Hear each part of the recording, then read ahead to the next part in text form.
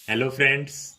तो कल अपन ने परसेंटेज वाला टॉपिक अपन कर रहे थे। 3 टाइप के सवाल अपने कर लिए थे, जिसमें टाइप 1 में अपन ने किए थे वोट वाले सवाल किए थे, वोटिंग वाले। ठीक है। टाइप 2 में अपन ने किए थे जिसमें आपको बोला गया था कि इतने परसेंट से पास हो रहा है, इतने परसेंट इतने मार्क्स से फेल हो गया। वो वाले पास और फेल वाले अपन ने किए थे।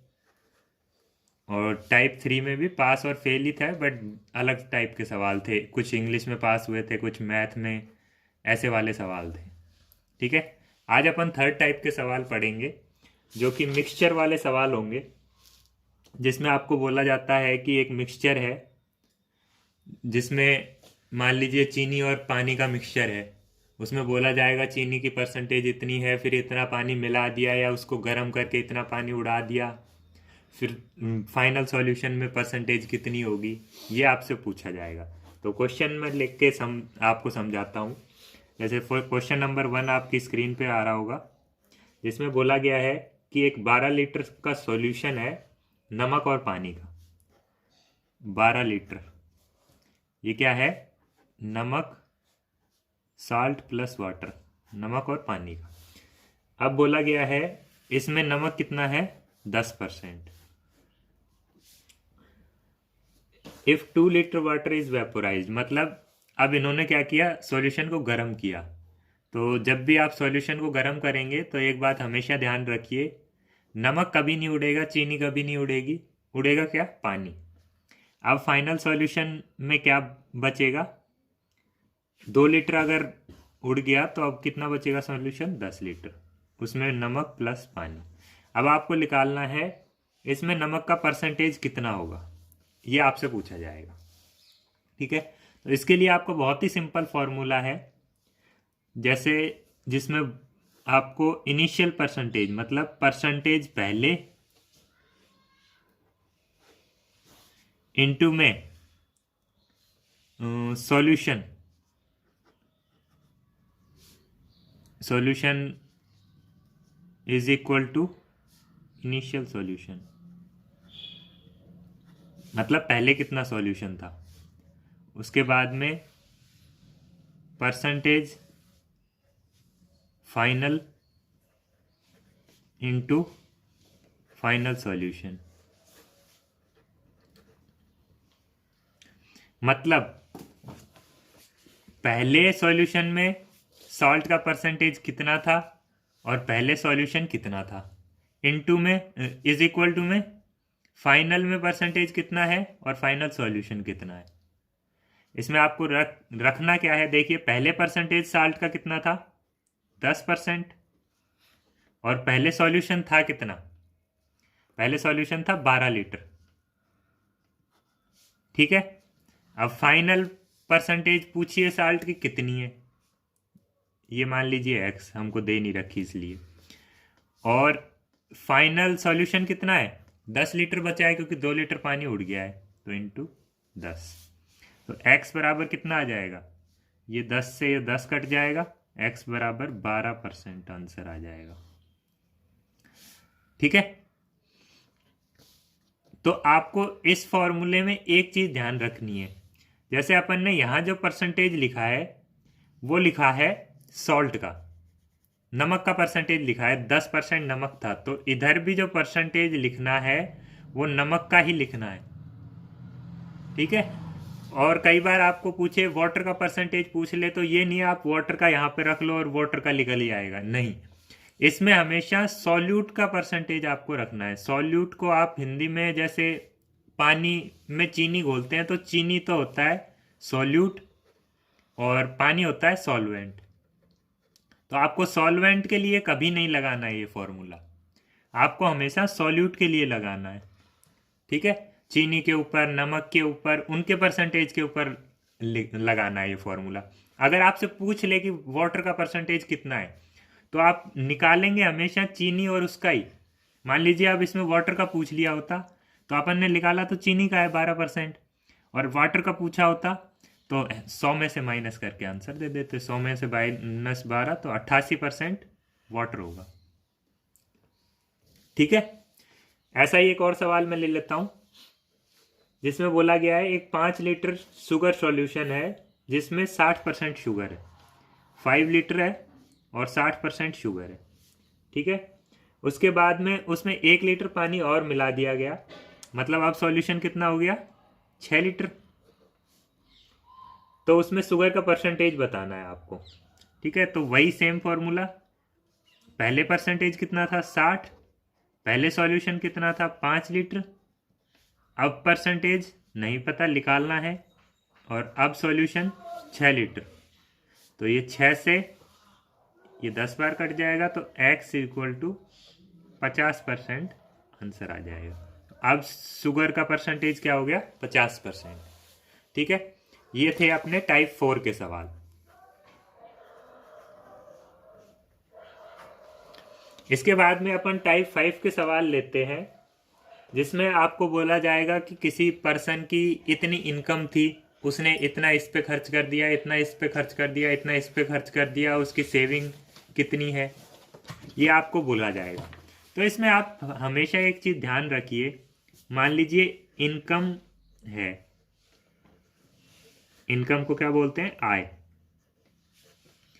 किसी आदमी की आय है, वो किसके बराबर होती है, जितनी उसकी बचत करेगा वो, या पहले लिख लीजिए खर्च प्लस बचत। अपनी इनकम के दो ही काम कर सकता है वो, या तो उसको खर्च कर दे या बचा ले। मान लीजिए किसी ने 100 रुपये कमाए और उसमें 60 खर्च कर दिए, तो उसकी बचत कितनी होगी, 40। ठीक है, दो इंग्लिश में लिखे तो income is equal to expenditure plus saving. ठीक है, ये आपको ध्यान में रखना है कि किसी पर्सन की इनकम हमेशा किसके बराबर होती है, उसके खर्च और उसके बचत के दोनों के सम के बराबर होती है। ठीक है, मैं क्वेश्चन नंबर लेता हूं, आपको क्वेश्चन के माध्यम से अपन समझेंगे, जिसमें बोला गया है एक person save 68% of his monthly income. वो अपनी इनकम का 68% सेव करता है। सेविंग कितनी है, बचत कितनी है, 68%। ठीक है, if his monthly expenditure is 12,800, find his monthly income. अब उन्होंने बोला है कि खर्च कितना है उसका, 12,800। तो आपको इनकम बतानी है कितनी। अब ये देखिए आप, ये तो परसेंटेज दे रखी है और ये अपने को पैसे दे रखे हैं, तो इन दोनों को तो अपन जोड़ ही नहीं सकते। फॉर्मूले में रखने के लिए आपके पास या तो दोनों पैसे में होने चाहिए, ये रुपए में है तो ये भी रुपए में होना चाहिए, ये परसेंटेज में है तो ये भी परसेंटेज में होना चाहिए। लेकिन अपने को एक बात पता है, अगर उसकी सेविंग 68% है, 68% है, तो उसने खर्च कितने परसेंट कर दिया होगा। सैलरी तो हमेशा 100% ही होती है। ठीक है, तो उसने खर्च कितना कर दिया होगा, 100 में से 68 माइनस करेंगे तो कितना आएगा, 32। मतलब 32% उसने खर्च कर दिए। और खर्च एक्चुअली में किए कितने हैं, 32% खर्च किए हैं, वो हमको दे रखा है 12,800। ठीक है, अब अपने पास ये आ गया। अब आपको पता है अपने टाइप 1 के सवालों में, टाइप 2 के सवालों में अपन ने इसको यूज़ किया है कि जब कुछ परसेंटेज के बराबर कुछ दे रखा हो, तो अपने को पूछा क्या है, उसकी इनकम पूछी है। इनकम कितने के बराबर होती है, 100% के बराबर। तो अब आप आराम से इसको निकाल सकते हैं। इसके लिए मैंने आपको एक शॉर्टकट मेथड भी बताया था कि अगर आपको वैसे याद नहीं रहता तो ऊपर वाला तो ऐसे की ऐसे 12,800 इनटू में सामने वाला जो इसके सामने है कितना है, 100, अपॉन में जो बच गया वो ये आ गया, ये भी आ गया, बचा क्या 32। ठीक है, इसको आप सॉल्व करेंगे तो ये आ जाएगा, ये 1 और ये 4 × 12 4, तो ये 2। ठीक है, तो आंसर आ जाएगा आपका 40,000। ठीक है, ये उसकी इनकम थी, यही आपसे पूछा था। तो अपन ने किया क्या, अपने को सेविंग की परसेंटेज दे रखी थी कि इतना परसेंट वो बचत करता है, और एक्सपेंडिचर में रुपए दे रखे थे कि इतने रुपए उसके खर्च हो जाते हैं। तो अपन ने एक्सपेंडिचर का परसेंटेज निकाला, परसेंटेज कितना आया, 32 आया। 32 इज इक्वल टू कितना रखा, 12,800। तो 100% निकालना है, तो 100% अपन ने निकाल लिया। ठीक है, इसके बाद में कुछ अदर टाइप के सवाल आते हैं, वो भी मैं आपको करवा देता हूं, जिसमें आपको बोला जाता है कि भाई उसने इतना परसेंट इसमें खर्च किया, इतना परसेंट इसमें खर्च किया, इतना परसेंट इसमें खर्च किया, तो उसका बचा कितना। देखिए सवाल आपकी स्क्रीन पे है, जिसमें बोला गया है Anil expenses 30% on his food, मतलब अनिल ने 30% अपनी इनकम का खाने पे खर्च कर दिया, 30% खाने पे खर्च कर दिया। ठीक है, 10% कपड़ों पे खर्च कर दिया। ठीक है, और 25% एंटरटेनमेंट पे खर्च कर दिया, मतलब घूमने फिरने में, पिक्चर देखने में, एंटरटेनमेंट में। और उसके पास अब 1400 रुपये बचे हैं, ये उसकी बचत है। ठीक है, तो आपसे पूछा गया है कि उसकी इनकम कितनी है। अब आप देखिए उसने खर्च कितने किए, 30%, 10% और 25%, टोटल कितना हो गया, 30 और 20 50, 55 और 65% उसने खर्च कर दिया। मतलब उसके पास बचा कितना होगा, टोटल तो 100% रहता है, तो 65%, 65% उसने खर्च कर दिया, तो उसके पास बचा कितना होगा, 35%। 35% कितने के बराबर है, ये बचा है 35%, लेकिन अपने को बचे हुए रुपए भी तो दे रखे हैं, 1400 रुपये बचे हैं। ठीक है, और अपने से इनकम पूछी है, तो सेम वही मेथड, इनकम कितना होता है, 100% इज इक्वल टू ऊपर वाला ऐसे की ऐसे, सामने वाला मल्टीप्लाई, और जो बच गया वो डिवाइड। ये 7 से कट रहा है, 7 दूनी 14 और 7 पंचू 35, ये 5 से 5 चौक 20, और ये आ गया अपना 4000। मतलब उसकी मंथली इनकम थी 4000। ठीक है, अब कुछ सवाल आपके ऐसे आते हैं जिसमें आपको बोला गया, इसमें तो आपको बोला गया था कि 30% इसमें खर्च कर दिए, 10 इसमें, 25 इसमें, लेकिन उस क्वेश्चन में आपको क्या बोलेगा कि बचे हुए में से 10%, मान लीजिए पहले बोलेगा उसने खाने में 30% खर्च कर दिए, उसके बाद जितने बचे उसमें से 10% कपड़े में खर्च कर दिए, तो उसमें हम इसको डायरेक्टली ऐड नहीं कर सकते। ठीक है, क्योंकि वो बचे हुए के परसेंटेज में से खर्च कर रहा है। जैसे मैं सवाल के माध्यम से ही आपको समझाता हूं, सवाल आपकी स्क्रीन पे आ रहा होगा, जिसमें बोला गया है कि एक आदमी अपनी सैलरी का 20% घर का किराया दे देता है, हाउस रेंट। ठीक है, और जितने बचे हुए में से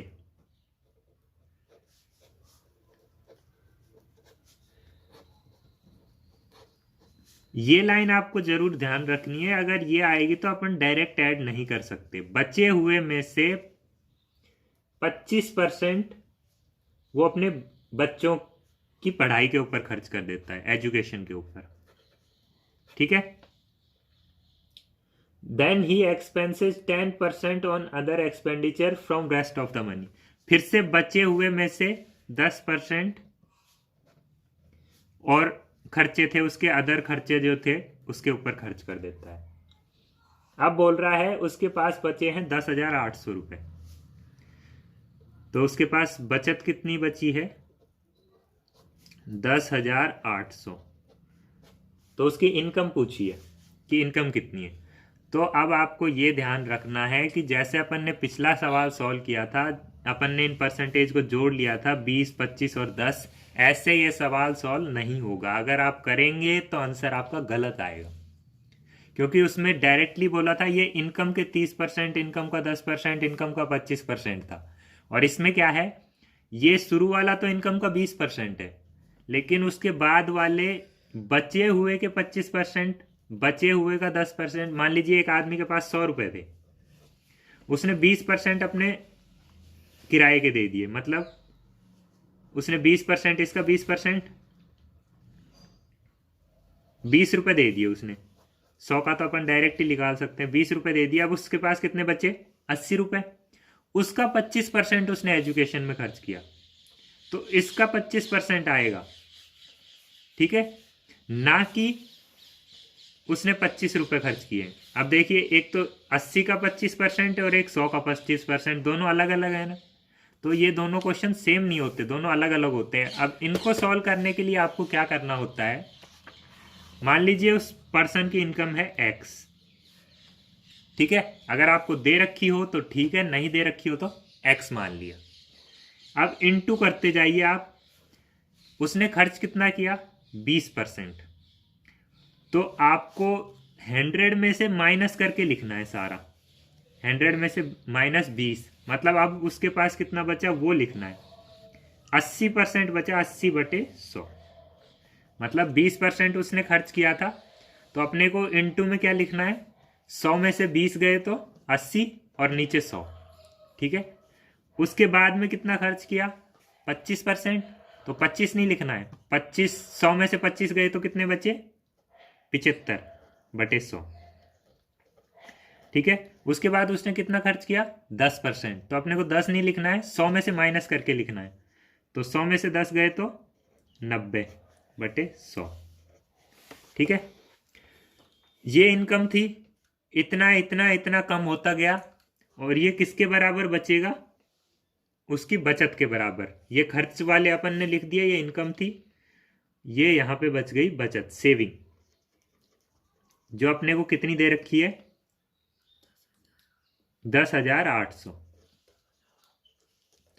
ठीक है। तो अब इसको सॉल्व करें, अगर x इंटू, पहले तो ये जीरो, ये जीरो, 2 जीरो से 2 जीरो कट गए अपने, ये 25 3 जा, और ये 25 4 जा, ठीक है। इसके बाद में 4 1 जा, 4 2 जा, ठीक है। इतना अपना हो गया। इसके अलावा ये कटेगा तो सही, लेकिन अभी अपन नहीं काट रहे हैं इसको, ठीक है। अपन डायरेक्टली इसको उधर लेके जाएंगे। x इज इक्वल टू, उधर कितना था? 10,800, इनटू में ये 100 ऊपर जाएगा, अपॉन में ये नीचे जाएंगे, सारे क्रॉस मल्टीप्लाई होंगे, तो 2 इंटू 3 इंटू 9, ठीक है। अब इसको काटेंगे तो 9 से काटेंगे तो 9 1 जा 9, बचा 1, 9 2 जा 18, 1200, ठीक है। 3 से और 2 से मैं एक साथ ही काट रहा हूँ, 6 से, 6 दूनी 12, 200, तो ये कितना बच गया? 20,000। तो उसकी इनकम कितनी आ गई? 20,000, ठीक है। तो अपन ने किया क्या? अपन ने लिखा उसकी इनकम शुरू में, और फिर वो जितना जितना खर्च करता जा रहा था वो 100 में से माइनस करके लिखते गए, इज इक्वल टू उसकी सेविंग। 100 में से माइनस करके 20% खर्च किया तो 80/100, 25% खर्च किया तो 75/100, 10% खर्च किया तो 90/100। हमेशा आपको 100 में से माइनस करके लिखना है और इक्वल टू सेविंग। जब भी आपको बोला जाए कि बचे हुए में से इतना, बचे हुए में से इतना % खर्च किया, तो इस प्रकार के सवालों में हमेशा आपको ये यूज करना है, शॉर्टकट आपका आंसर आ जाएगा, ठीक है। इसी टाइप का एक और सवाल मैं ले लेता हूं, जिसमें फ्रैक्शन में दे रखा होगा आपको। फ्रैक्शन में और परसेंटेज में मैंने आपको फर्स्ट क्लास में ही बताया था कि कोई अंतर नहीं होता, तो यहाँ पे आपको परसेंटेज में दे रखा था, अगला आपको फ्रैक्शन में देगा, जिसमें बोला गया है कि एक पर्सन अपनी इनकम का 1/4 अपनी वाइफ पे खर्च कर देता है। 1/4 तो चलो कम ही किया है, वैसे लोग ज्यादा ही कर देते हैं 1/4 खर्च कर दिया वाइफ, ठीक है। और 2/3 बचे हुए का 2/3, अब क्या बोल दिया आपने को? बचे हुए का, तो अपने को सेकंड वाला मेथड यूज करना है, ठीक है। बचे हुए का 2/3 अपने बड़े बेटे पे खर्च कर देता है, ठीक है, फर्स्ट सन पे। और बचे हुए का 1/6 छोटे वाले बेटे पे। ज्यादती कर दी, वैसे छोटे बच्चे ज़्यादा पैसा खर्च करवाते हैं। ये छोटे वाले बेटे पे खर्च कर दिया, और फाइनली उसके पास 1,000 ही रुपये बचे, बेचारे के पास 1,000 रुपये उसके पास बचे हैं। तो आपसे पूछा है कि उसकी इनकम कितनी थी। ठीक है, अब आपको परसेंटेज नहीं दे रखा है, आपको दे रखा है फ्रैक्शन। सेम वैसे ही करेंगे जैसे अपन ने पिछले सवाल में किया था। मान लिया उसकी इनकम थी x, इनटू में अब अपन ने परसेंटेज लिखी थी, 100 में से माइनस करके लिखी थी। देखिए परसेंटेज होती है हमेशा, जो मैक्सिमम परसेंटेज होती है 100% होती है, और जो फ्रैक्शन होती है वो मैक्सिमम होती है कितनी, 1। जैसे परसेंटेज में अपन 100 में से माइनस करके लिखते थे, फ्रैक्शन में अपन 1 में से माइनस करके लिखेंगे। ठीक है, अब 1/4 उसने वाइफ पे खर्च किया तो 1/4 नहीं लिखेंगे, 1 - 1/4। जैसे उसमें 100 में से माइनस करके लिखते थे ना, वैसे ही इसमें 1 में से, तो कितना आएगा ये 3/4। ठीक है, ये 3/4 इनटू में 2/3 खर्च किया है, तो 2/3 नहीं लिखेंगे, इसको 1 में से माइनस करके लिखेंगे, तो 3 - 2 1, 1/3 इनटू में 1/6 खर्च किया है, तो कितना बचा होगा, 1 में से माइनस करेंगे तो 5/6। ठीक है, और बचाया कितना उसने फाइनली, 1,000। अब इसको सॉल्व कर लेंगे, 3 से 3 कट गया, और ये 5 से ये 2, और ये 6 चौक 24 इधर जाएगा तो 24 दूनी 48 और 2 0, मतलब 4800 उसकी इनकम थी। आप परसेंटेज वाले सवाल को भी ऐसे फ्रैक्शन में सॉल्व कर सकते थे। जितनी भी परसेंटेज अपने लिखी थी पिछले सवाल में, उन सारियों को आप फ्रैक्शन में भी लिख सकते थे। जैसे अपन ने लिखा था ना पिछले सवाल में 75/100, तो इसको अपन क्या लिख सकते थे, 3/4 लिख सकते थे। ये मैंने आपको शुरू में ही परसेंटेज के फर्स्ट लेक्चर में ही परसेंटेज को फ्रैक्शन कुछ याद करने के लिए बोला था, वही काम आ जाते हैं इसमें। ठीक है, इसके बाद में तीसरे टाइप के सवाल मैं आपको करवा देता हूं, जो आज का टाइप 3 के सवाल हैं। ठीक है, जिनमें आपको बोला जाएगा कि मान लीजिए आपसे पूछा जाएगा कि एक सामान था, मान लीजिए चीनी है, तो चीनी किसी आदमी ने खरीदी, उसका 20% भाव बढ़ गया, और मान लीजिए उसने 5 किलो चीनी खरीदी। चलिए मैं आपको क्वेश्चन के माध्यम से ही समझा देता हूँ, क्वेश्चन के माध्यम से आपको बेटर समझ में आएगा। जैसे क्वेश्चन आपकी स्क्रीन पे है, इसमें लिखा हुआ है due to an increase of 20% in the price of apple. सेब है एप्पल, उसका प्राइस जो है वो 20% बढ़ गया है। 20% बढ़ने के कारण a man can buy 5 kg Apple less for ₹600। मतलब अब 600 रुपए में एक आदमी जितने भी एप्पल खरीद पाता था पहले, उससे 5 किलो कम खरीद पा रहा है। ठीक है, ठीक है, आपको बोला गया है कि 5 किलो कम ले पाता है वो 600 रुपए में। मान लीजिए 600 रुपए में पहले उसको 15 किलो सेव मिलते थे, तो अब सेव का भाव बढ़ गया, तो अब 600 रुपए में उसको 10 ही किलो सेव मिल रहे हैं, 5 किलो सेव कम मिल रहे हैं। तो आपसे ये पूछा गया है कि सेव का भाव पहले कितना था, अब कितना है, दोनों में डिफरेंस बताइए। ठीक है, तो ऐसे सवालों के लिए आपके पास एक फॉर्मूला होता है, वो फॉर्मूला आप देख लीजिए। ओल्ड प्राइस, हिंदी में भी मैं आपको बता दूंगा। ओल्ड प्राइस मतलब पुराना भाव, पुराना भाव इज इक्वल टू अमाउंट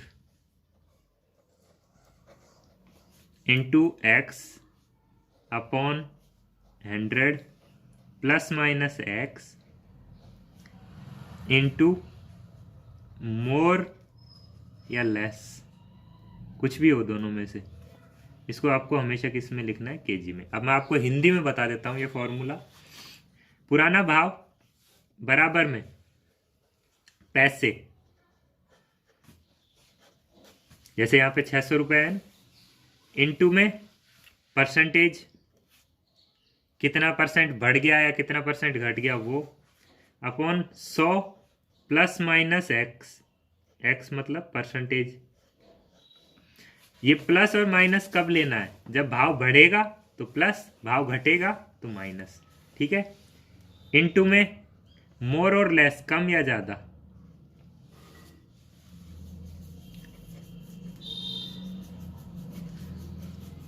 और इसको हमेशा आपको किस में लिखना है, किलोग्राम में, केजी में लिखना है, ठीक है। कम या ज्यादा मतलब अब उसको कितने कम या ज्यादा मिल रहे हैं, अभी 5 किलो मिल रहे हैं, कम मिल रहे हैं उसको, तो यहाँ आएगा 5। अब इस फॉर्मूले में ये वैल्यूज रखते कैसे हैं, देखिए आपको पुराना भाव निकालना है मान लीजिए, तो यहाँ पे अमाउंट पैसे की जगह कितना लिखेंगे, 600, ठीक है।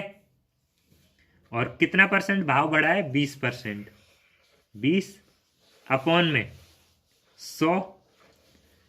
अब यहाँ पे प्लस करेंगे माइनस करेंगे, भाव बढ़ा है तो प्लस करेंगे, ठीक है।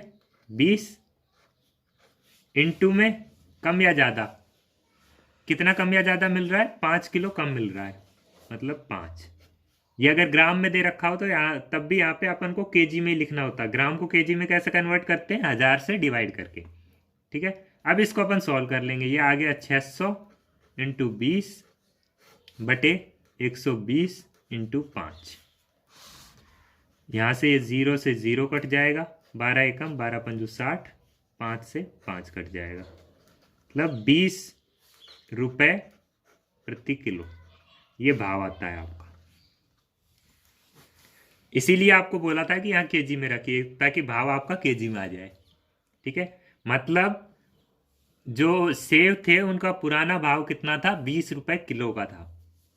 अब आपसे पूछा क्या है, भाव में डिफरेंस पूछा है कि अब कितने का डिफरेंस आ गया। पहले तो 20 रुपये किलो था, तो अब नया कितना होगा, नया भी अपने को निकालना पड़ेगा, तभी तो अपने को डिफरेंस पता चलेगा। देखिए नया भाव अपने को पता है 20% ज़्यादा है, अभी 20% भाव बढ़ा है, तो इसका 20% कितना होगा, इंटू 20/100, ऐसे ही निकालते हैं ना 20%। तो 20/100, तो ये 2 जीरो से ये 2 जीरो कट गए, मतलब 4 रुपये भाव बढ़ गया अभी। तो अभी क्या भाव हो गया, 24 रुपये प्रति किलो। आपकी सारी चीज आ गई। आपसे पूछे कि पहले भाव कितना था तो 20 रुपये किलो, आपसे पूछे बाद में भाव कितना था तो 24 रुपये किलो, आपसे पूछे कि कितना भाव बढ़ गया तो 4 रुपये बढ़ गया किलो, ठीक है। तीनों चीज आपकी आ जाएंगी। तो ये फॉर्मूला आपको हमेशा याद रखना है, चाहे अपन से नया भाव पूछे, चाहे अपन से पुराना भाव पूछे, चाहे दोनों में डिफरेंस पूछे, ये सिंगल फॉर्मूला आप याद रख लीजिए। कई बार 2 फॉर्मूला भी लिखवाए जाते हैं, नए प्राइस के लिए और पुराने प्राइस के लिए, लेकिन आप ज़्यादा फॉर्मूले मत रटिए। मैथ का रूल है, जितने कम फॉर्मूले आप याद करोगे उतना ही आपको बेटर रहेगा। चलिए मैं आपको एक न्यू प्राइस वाला क्वेश्चन और करवा देता हूं, जिसमें आपको नया भाव पूछा जाएगा, ठीक है। तो क्वेश्चन आपकी स्क्रीन पे है, जिसमें आपको बोला गया है a reduction of 10% in price of sugar. 10% चीनी का भाव कम हो गया है। ऐसा आमतौर पे होता नहीं है, बट मान लेते हैं हो गया भाई, ठीक है। 10% कम हो गया है, तो बोला गया है कि enables a person to buy 250 gram more for ₹135। 135 रुपये में अब उसको 250 ग्राम चीनी एक्स्ट्रा मिल रही है। ध्यान रखिए 1 ग्राम में दे रखा है, अपने को वहां फॉर्मूले में केजी में रखना है, ठीक है। तो अब पूछा गया है find the difference between original and reduce price. तो अपने को बताना है कि ओरिजिनल प्राइस क्या था और जो नया भाव था वो क्या था, दोनों में डिफरेंस। तीनों चीजें अपन निकाल लेंगे, कुछ भी पूछा हो, ठीक है। तो फॉर्मूला लिखेंगे, ओल्ड प्राइस पुराना भाव, ठीक है। क्या लिखते थे, अमाउंट पैसा लिखते थे सबसे पहले, 135 इंटू में परसेंटेज 10 अपॉन 100 प्लस लिखूं या माइनस लिखूं? परसेंटेज 10% कम हुआ है तो माइनस, और यहां क्या लिखते थे? कितना कम या ज्यादा मिल रहा है उसको, पर यहाँ केजी में लिखते थे। अब ये 250 किस में है? ग्राम में। तो अपन क्या लिखेंगे इसको केजी में कन्वर्ट करने के लिए? 250 बटे 1000। ठीक है, तो ये कितना आ गया अपना? 135 इंटू 10 अपॉन में ये आ गया 90 इंटू 250, और ये 1000 यहाँ नीचे है तो ये कहाँ चला जाएगा? यहाँ ऊपर चला जाएगा।